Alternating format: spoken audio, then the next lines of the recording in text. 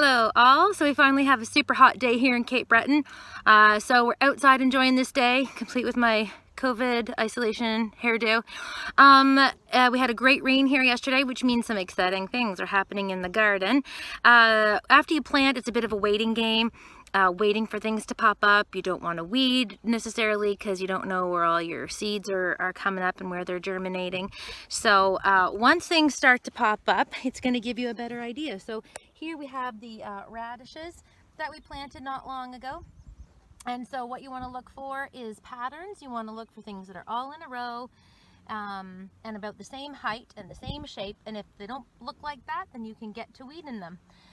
Over here we have the lettuce. It's a bit more fragile looking, so I tend to leave it. Don't weed anything too close to it until it's a bit more established.